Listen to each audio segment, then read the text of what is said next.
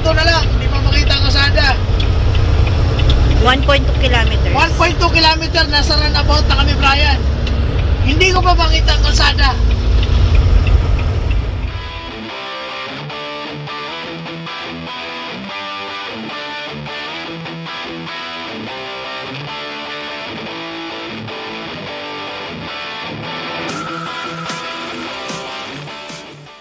Hi guys, good morning. So nandito pa ako ngayon sa bahay. Ang oras dito is 3 o'clock in the morning.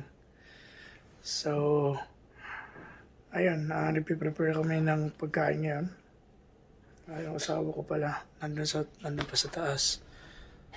So ayun, ito yung baon namin. Broccoli. Ito broccoli ata. Carrots. And then salmon. Brown rice, ravioli. Ito, alam ko, Bicol Express ito. Tapos may munggo. Ayan. Tapos mayroon din mga Goldilocks. Yung ensaymada. Tsaka, ayun. Yan. Yan yung baon namin for this whole week trip. Papunta kami ngayon ng Texas. So, ito, nakabalot ako ng ganito ngayon. Parang ninja. Ang galing, diba? Kasi, para hindi mapasokan ng lamig yung sa tenga ko. Kasi masyadong malakas yung hangin sa labas. Tapos, malamig. Kaya, kailangan din mag-prepare ng ganito. Dito ngayon dito sa Canada. May ngayon dito sa Calgary, masyadong malakas. Yun nga sitwasyon ngayon dito sa Calgary, kaya kailangan magsuot ng ganito. Okay, so kita niya, nagsiswing pa siya, no? Gumagalaw yung swing sa labas dahil gawa ng lakas ng hangin.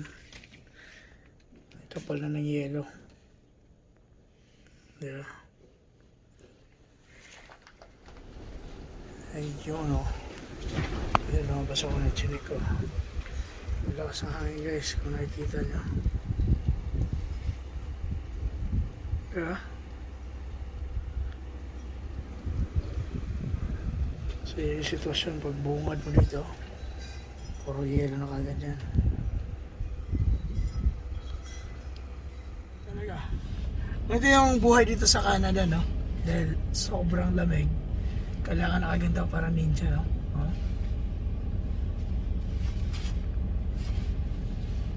Astig. Napapaluha yung mata ko sa lamig sa labas. So, negative 10. Ang sabi dito sa pickup ko, negative 10. Pero, feels like negative 20 sa labas. So, ayun guys, no? Alis na kami. Papunta na kami sa yard. At, yan, samahan nyo kami sa biyahe na ito papuntang Texas. Alright? So, good. Guys, so, kahapon nga pala, lumabas kami ng asawa ko dahil bumili kami ng kumot, tsaka yung ibang gamit pang lamig. Ayun, grabe, sobrang dulas ang kalsada kahapon kasi parang ewan ko lang, hindi naman siya ganong kalamig kahapon, di ba be? Yeah. Kaso nga lang, parang parang nag-freeze yung, hindi ko naman masabing freezing rain yun eh, kasi iba yung freezing rain talaga, na-experience ko na yan. Talagang pag tama ng ng ulan, ng snow, pagdating sa dito, dikit na kagad yan. Hindi mo na makukudkod na yan kahit kamayin mo yan. Ganon yung freezing rain. Pero kahapon, di ko alam, sobrang dulas ng kalsada, kaya I'm sure. Kaya nga, kaka-snow lang ulit, diba? Oo. Parang first patak uli siya ng snow. Pero tapos sobrang hangin. Kaya tapos, for sure, maraming aksidente yun, no?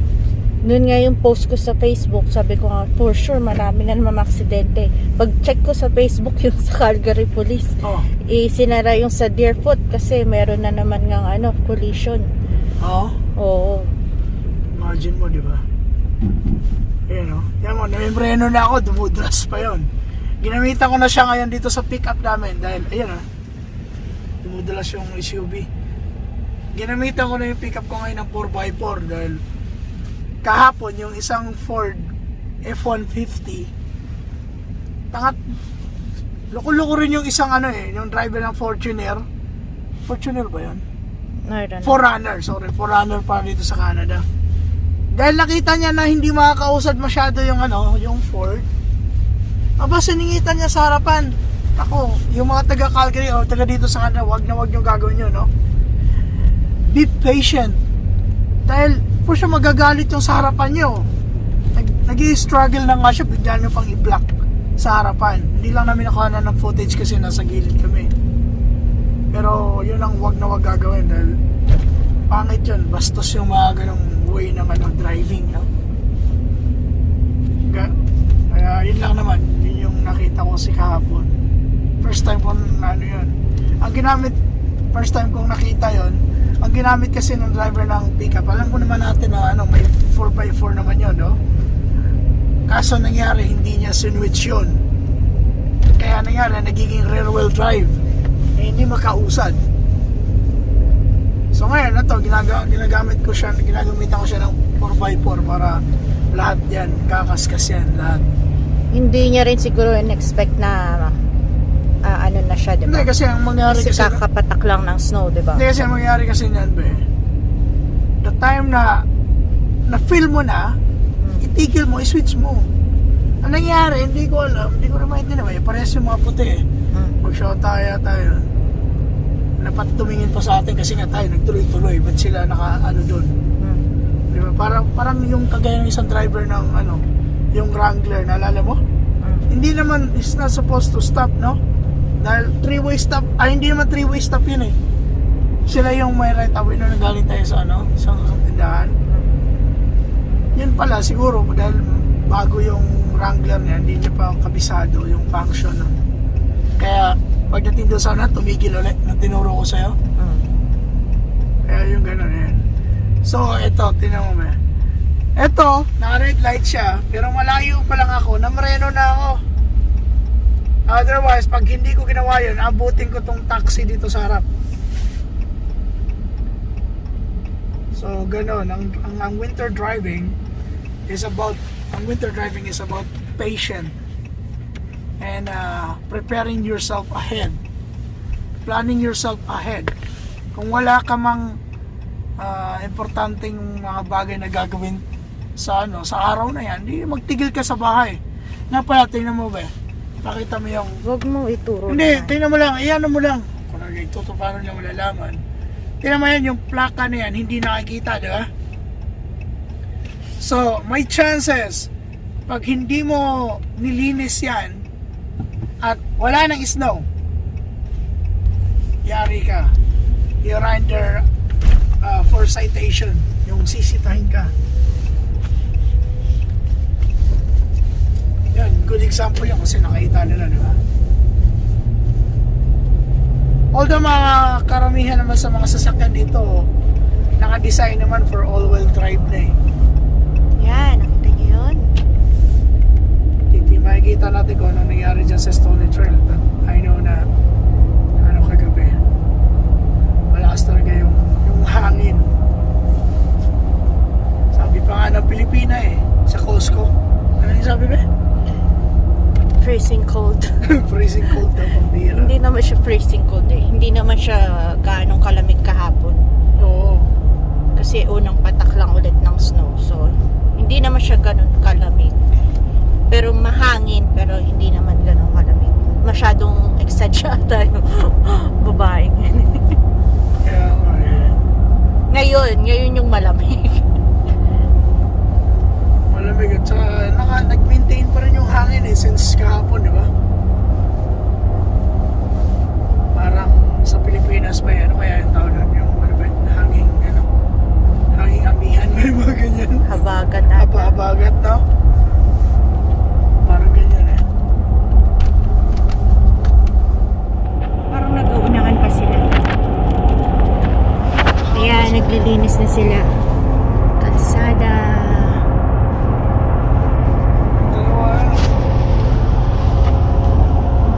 A few moments later.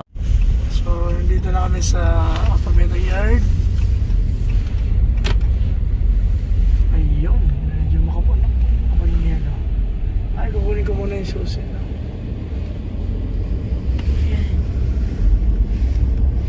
Kuha lang ako ng mga papel.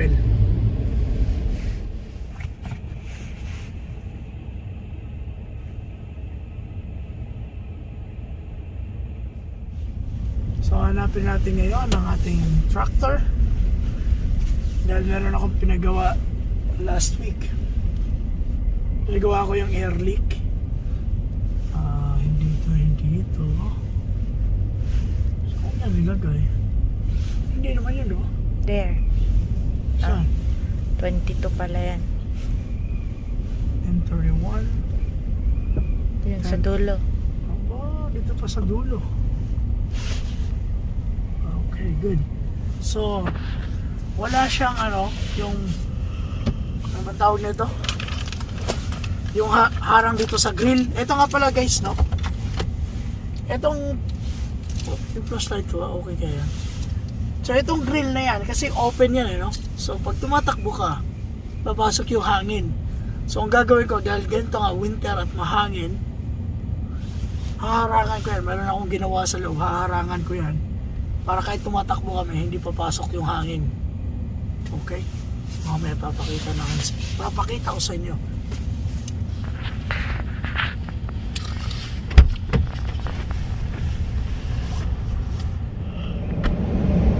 So, ayan yung sinasabi niyang ilalagay niyang harang sa grill. Ayan, ilalagay na niya ngayon. Siya lang ang gumawa niyan. Kinupit niya yan sa bahay. Para siyang rubber na sa ganon, yung texture niya.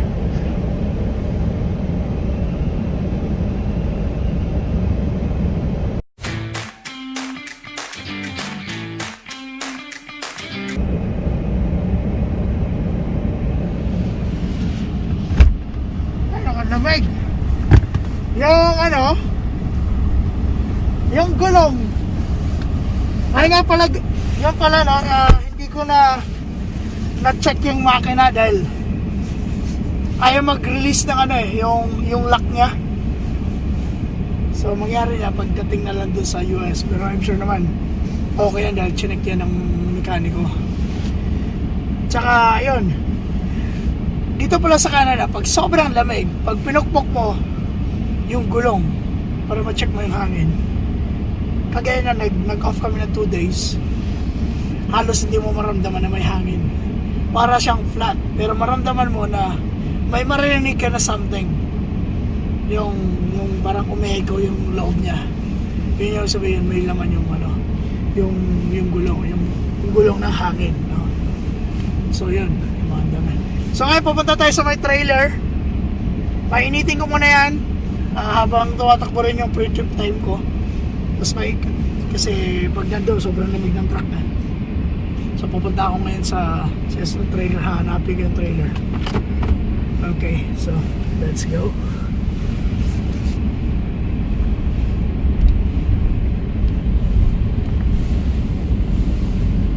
So ito na pala. Kadoy. Tabi lang pala eh. Ito lang pala eh. Okay, so yun lang pala. So kailangan ko siyang i-pre-trip para at pipicturean ko, no? Ayan lang pala oh. S7018. Tabi lang ng truck. Oo. Di agad nakita. Kailangan ko siyang i-take ng picture dahil maaaring yung driver na pumikap nitong load na to nagkaroon ng problema, sumabit at hindi niya na-report. At kung at kagaya niyan, pipicturean ko siya. Kung may sabit man, ako yung magre-report para sa kanya. Hindi yung pag hindi ko siya, at least may ebidensya ako, no? Kasi pag hindi ko siya pinicturean, wala akong proof. Tapos may sabit doon sa isang driver at hindi rin ako responsible din ako, no? Hindi ako nagiging responsible driver, hindi ako nag-pre-trip ng tama, wala akong proof. Yung kasalanan ng isa, pagdating doon sa isang driver na hihila naman ito after nun sa akin, yung kasalanan ng isa napunta sa akin. Kaya guys, so mga bagong driver dyan, watch out kayo dyan, ha? Kailangan nyo mag-pay attention kayo sa mga ginagawa nyo. Okay, so i-pre-trip ko muna yan. Makara lang tayong di ba, nag-i-skydive, yung scuba diving. Ano ba yan? Pati talaga ginawa. Itong glass ko, ano na to? Almost $40. Sabi? Yeah. Tingnan nyo, ginagamit lang pang trabaho. Bihira, sayang sa sayang. Kaya dala, gloves and martilyo para double check.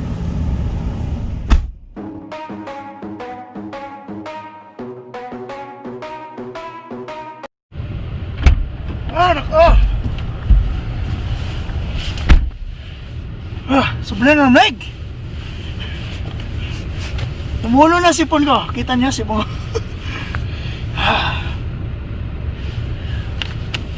Grabe. Yung kamay ko na gano'n na kagad. Namulubot na agad. Eh, kailangan kong mag-bare hand sa sa cellphone. Kasi hindi pwede sa gloves. Nakalakay ng gloves. So, painit pa tayo dito. Ano mang gagawin? So,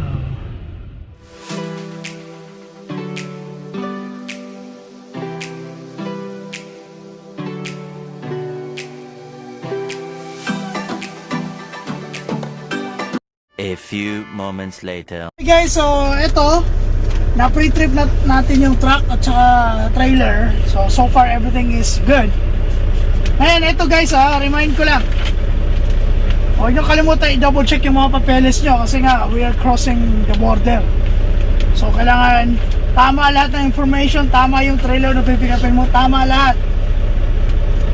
At kung kailangan nakaplano na to kung saan ka pupunta, kung saan inspection ka pupunta. So make sure everything, all the documents is right. Okay, so good na yan. Eto, nalagay ko na yung pre-trip. Okay na, good na tayo. So alright guys, let's go.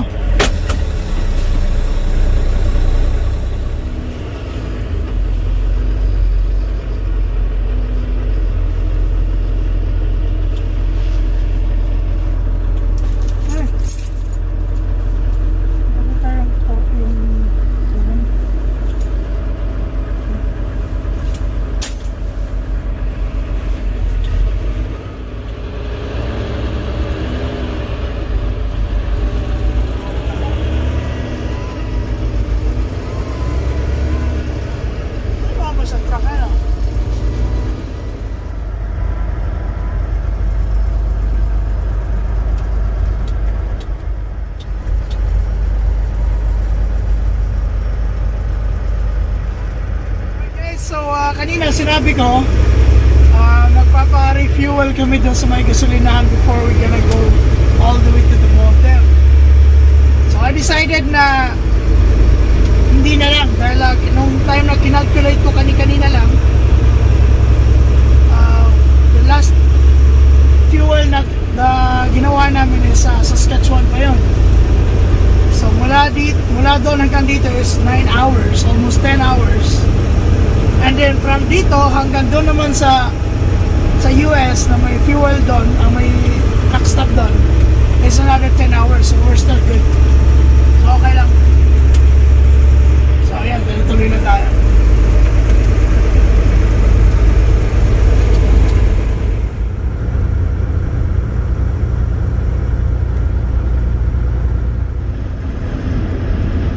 Make a slight left turn at the traffic.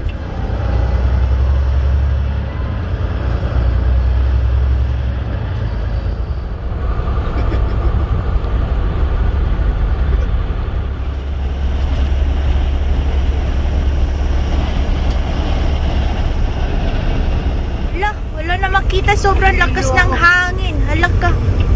Slow down. Oh no. Wala makita. Buti na lang hindi ako yung nag-drive. Nahilo mo bigla eh. Wala makita eh.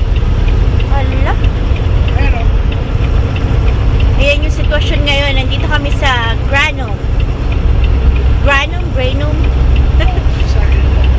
Basta ganun yun. kwento na lang, hindi pa makita ang kasada. 1.2 kilometers. 1.2 kilometer, nasa runabout na kami, Brian. Hindi ko pa makita ang kalsada.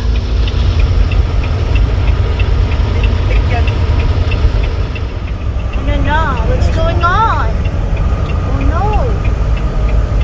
bison. Hindi ka na yung bison.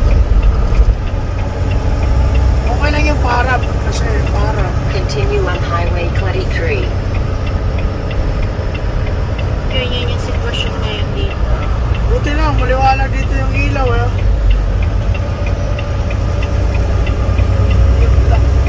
Wala na namang makita. Fucking shit. Ano na? Ano na? Ayun, clear na. Ah, hindi pa rin. Ano yan? Kasalubong ba yan? Wala makita. Grabehan na to. Buti lang. Be. Truck yan, be. Trailer. Nasa gitna ka ba? Hindi ko makita ako sana. Be, salubong mo na yan, be. Hindi. Oh, likod siya. Ah, ano siya, bobtail. Naka-on yung utility light niya. Or no, flatbed. Flatbed siya. Oh, yeah. Tumigil na sila. Tumigil na sila lahat, be. Huwag ka na kayong dumiretso din. Yan, oh. Wala, oh.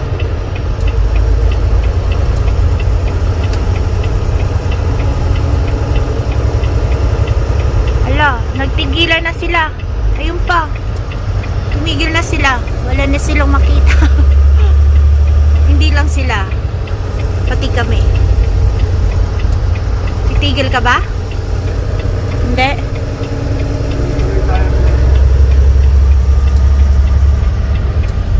Grabe. Anong oras na? 6:40 AM na dito. Pero sobrang dilim pa rin. Ala. What's going on? Hindi ko talaga. Kasi ang diskarte dyan, Oh. ang diskarte dyan,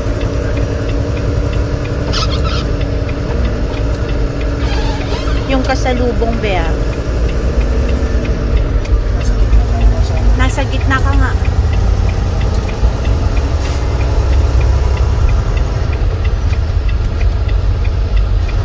Oh, wala na siyang makita talaga. nilaglag niya yung isang kotse. Oh, where? Oh, yun. Hulog na ba siya? Maslide na siya dun sa tabi.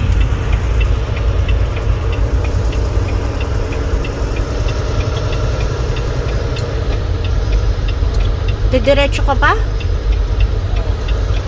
Or hintayin mo na lang mag-umaga kaya. Malapit na rin naman, oh. Siguro 7, 8 kilometers nga. Ganyan naman.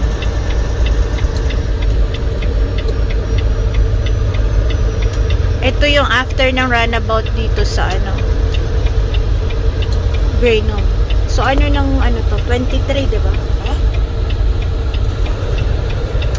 Ano ba yan? Baka mahulog ka din sa tabi, ah. Hindi na makita. Okay ka pa. Nasa gitna ka pa. Ayun yung dilaw, eh. Ayun, oh. Kaya Ayun, may kasalubong. Or no, nakatigil na din sila. Oh, ano yun? Parang ano, magkasalubong ba yun? so mas nasa gilid tayo. Kasalubong mo ba yan? Kasalubong na pero ano siya nasa.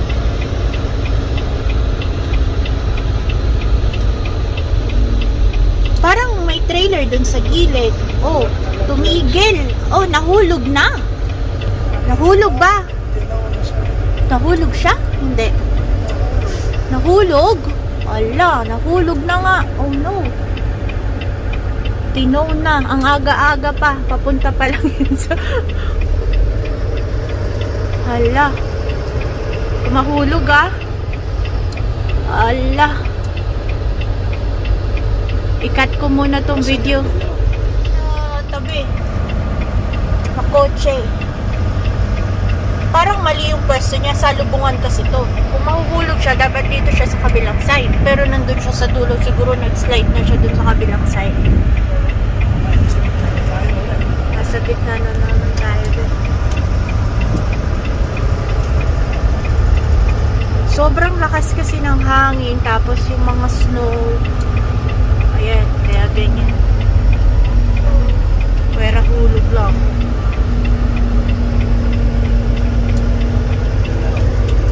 pa ba?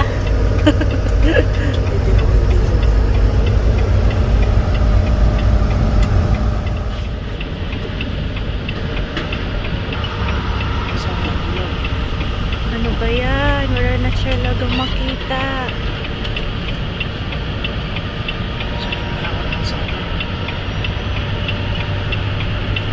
May nakasabay Na dito.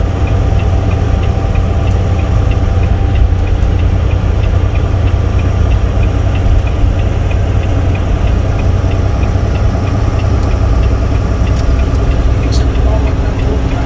Wala rin naman ano nun. Kasi baka mamaya pag Kulay okay. Pagbalik dito sa ano eh. Ayan, wala na naman makita. Alam ba eh? Ba't ganyan? Napuno na. hindi ko nga makita eh.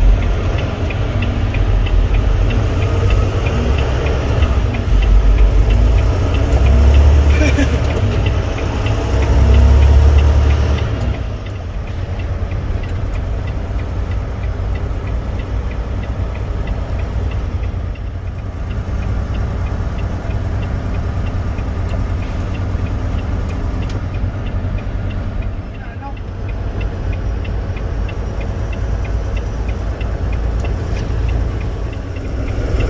Alright, ito yung sitwasyon ngayon dito sa we're approaching to that bridge.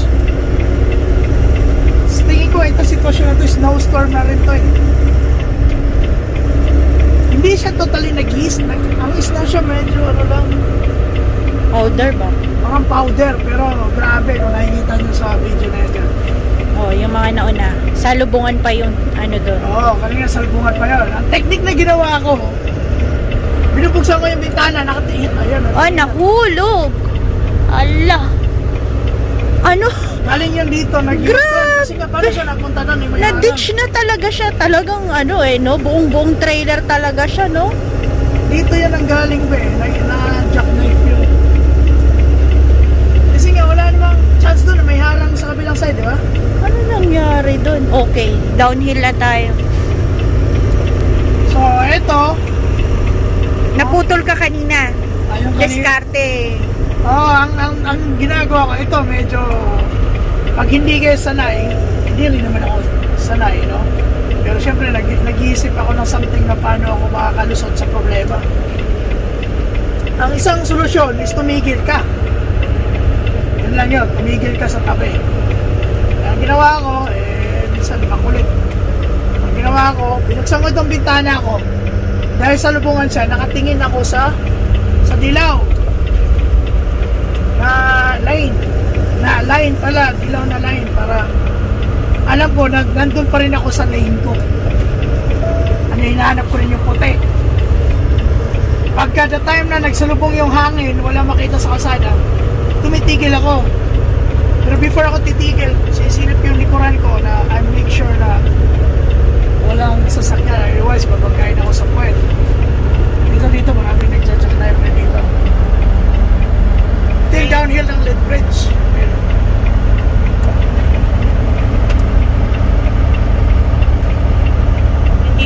Hindi natin alam kung kagabi pa itong snow na to or siguro kagabi no.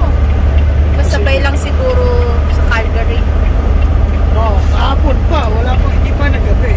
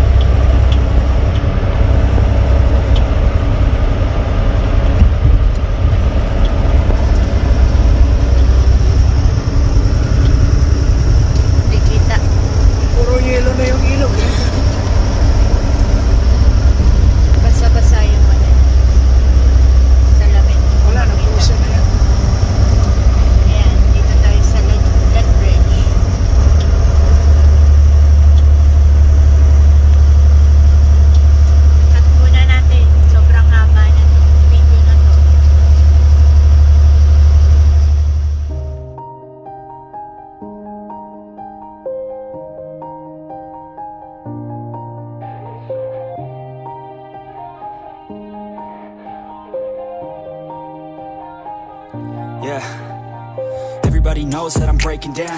Everybody knows I ain't faking now.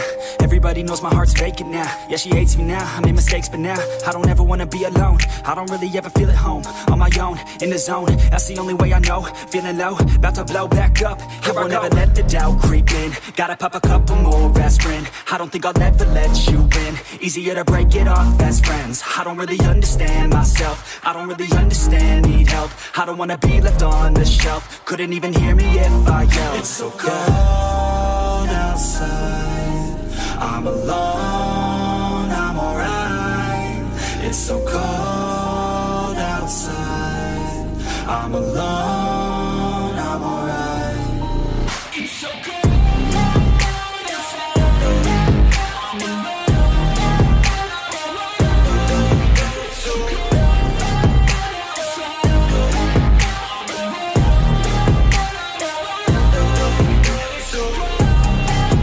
Ayun, itong kalsada na to, feeling ko may ano na to, black ice na to eh. Kasi nga, pakiramdam ko yung sasakyan ko parang nakalutang na lang sa kalsada eh. Kaya kanina may konting curve, naramdaman ko medyo nag-slide na konti. Kaya, yun, pay attention lang talaga, no? Pag ikaw eh, pag drive sa ganitong sitwasyon.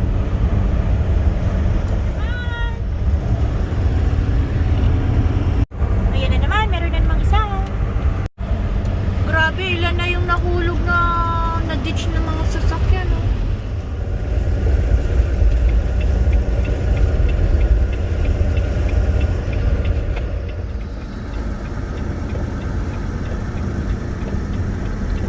Slide na yung truck. Wala. Ang ginagawa na doon? Ano ba yan? Diretso naman kalsada. Grabe ka naman, huwag kang ganyan. Wag ganun. Pare-pareho lang tayo ng sitwasyon. Bihira talaga. Ang dami na, simula nung kaninang pagdadrive natin. Mo pala. Buti na lang, hindi ako nag-drive. Kung hindi, alam na. Baka ang binibidyo ko yung sarili ko na.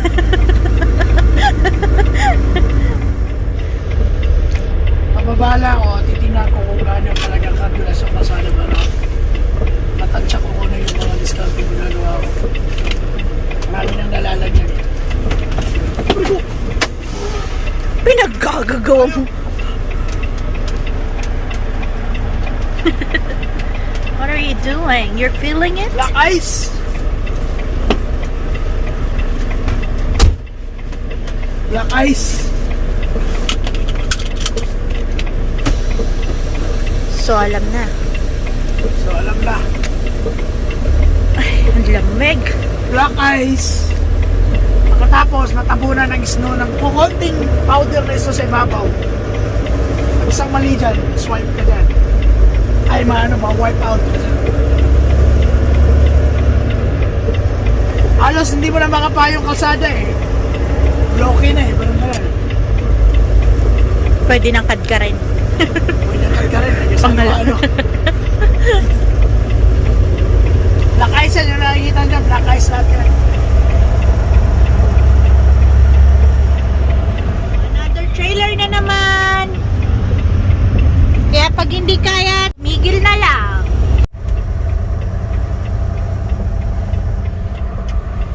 Hindi na naman siya makita.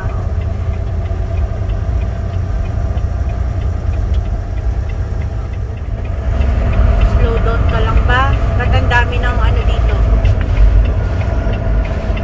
Ang dami ng ano, trailer.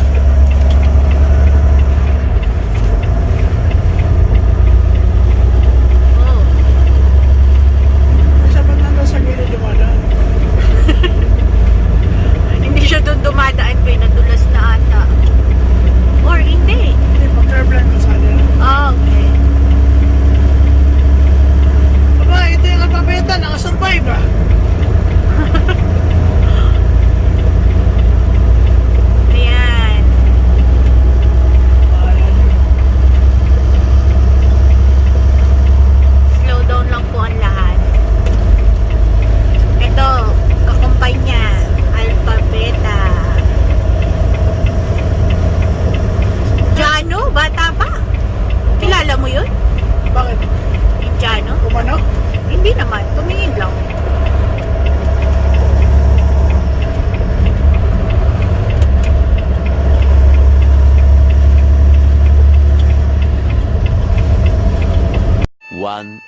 eternity later. Tatawid lang namin ng border. Ngayon, pupunta tayo sa med inspection.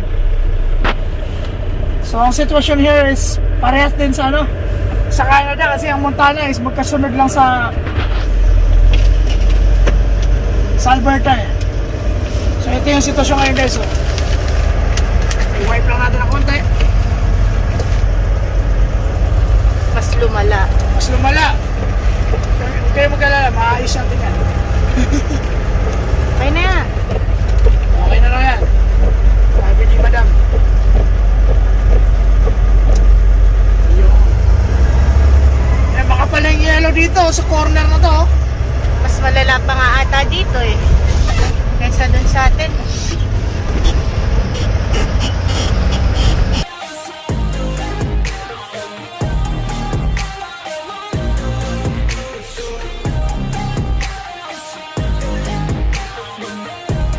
Kami sa med inspection. Kung hindi lang kami pinatigil sa border, dapat nandito kami pinakauna sa lahat ng mga yan eh. Oh, ayan na yung mga tumigil dun sa sa Lethbridge. Kaya nga. I know, not Lethbridge, dun sa Highway 23. Gusto may runabout. Oo. Sila yun eh. Itong mga bison na to. Wala eh. Na-border ka eh. Na-border. Sa ayos eh.